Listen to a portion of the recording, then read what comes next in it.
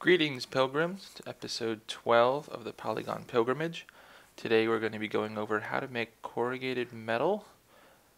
Now, as you can see here in the image I've got up, this is a render of a completed piece of downspouting for gutters for the outside of the mansion that I'm currently working on constructing. And I learned how to create this corrugated metal look here. You see the individual rivets here that go along the edge. And it's a nice effect. It's pretty easy to make, so I wanted to share it with you in case you are looking at making metal roofs or some downspouts of your own.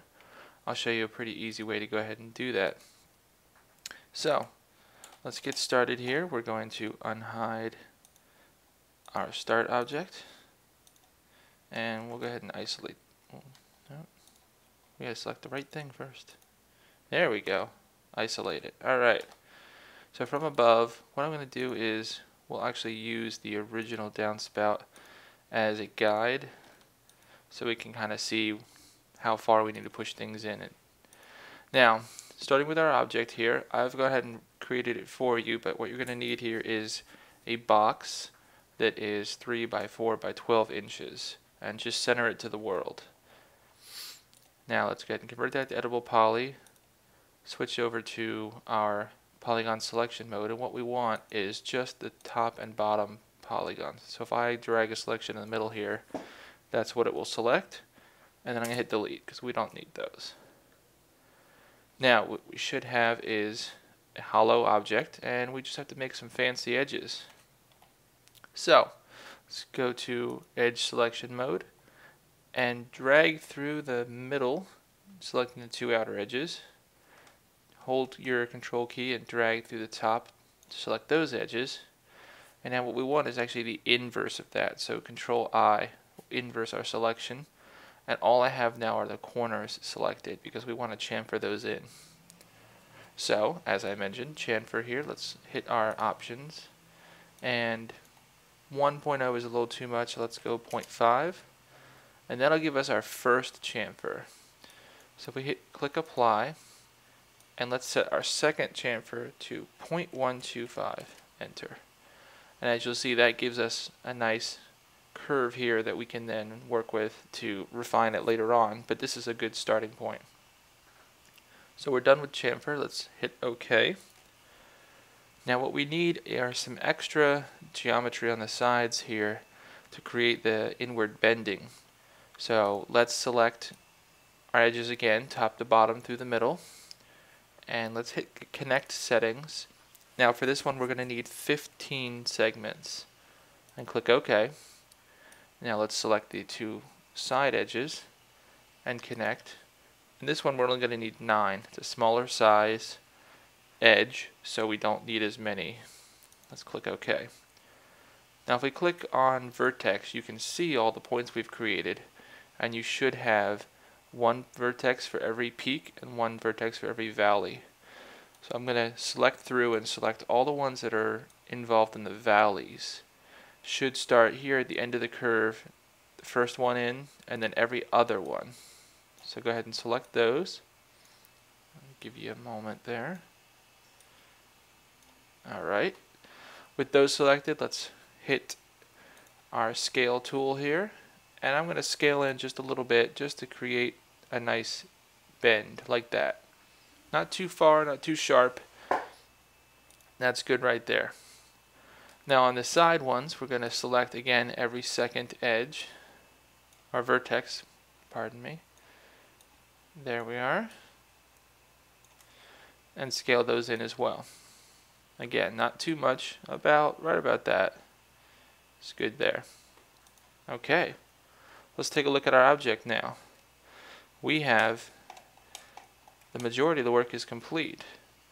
Now all we need to do is, since we're going to be turbo smoothing this object, we have to put in some supports. Now because of the way that we created the outer edges, we already have some support edges in place for the vertical.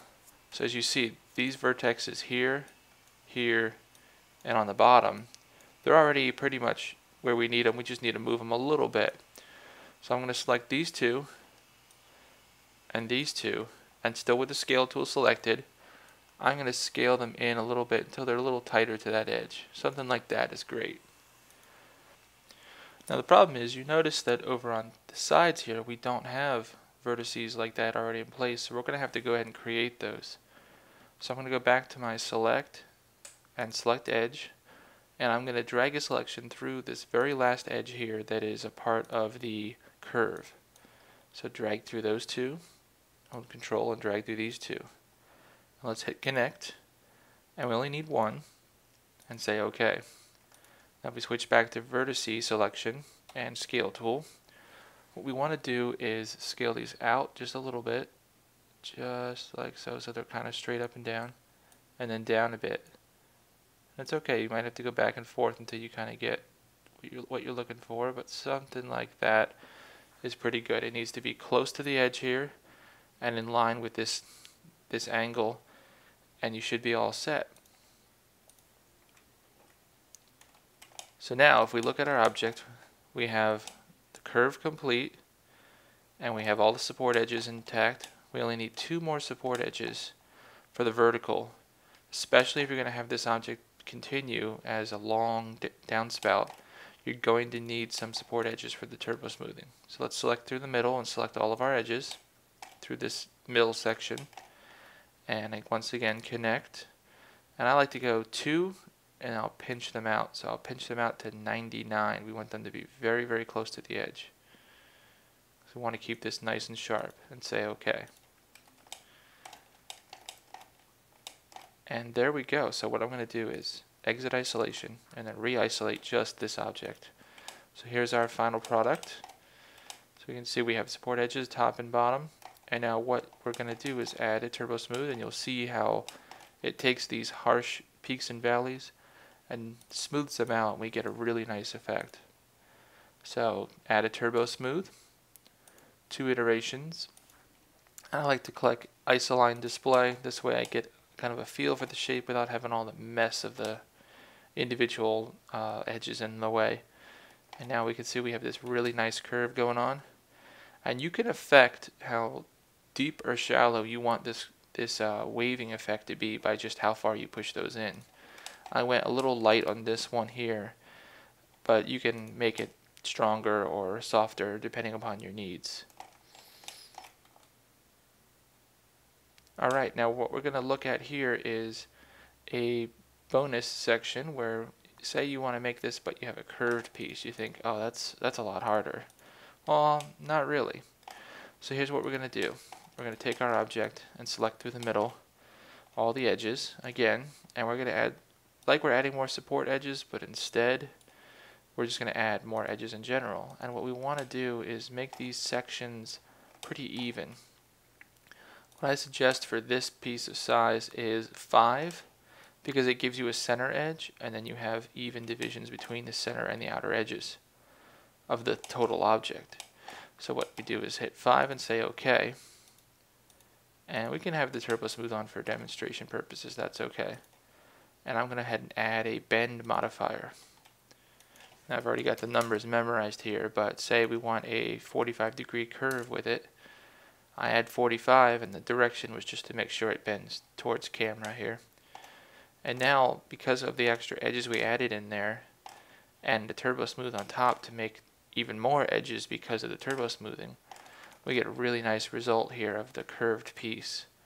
And you can play with this and make any kind of pieces you need. So you figure out what kind of a total shape you're going for, and just break it down into sections of curve. So here I could have a curved piece, a straight piece, a curved piece, and I would make this nice snaking effect to it. But here's a bent piece in seconds. Now the only difference between this piece and the pieces that we had for the example at the beginning here is that I added a shell modifier inside before I turbo smoothed this. So that just gave it a little bit of thickness. It depends on your needs here. This is just for demonstration purposes. For my final game object, I don't think I'm going to have an interior because you're never going to see it. I might have an interior on the final downspout piece that comes out at the floor or the ground, and that you might see, so I'll probably add a few inches at least until it tapers around the curve. So there you go. we've had a nice little piece of metal corrugated down piping here. So I think we're all set for today. If you have any questions, as always, let me know. And enjoy the quote of the day at the bottom of the page here. And keep practicing, keep getting better. And I'll see you next time when the pilgrimage continues.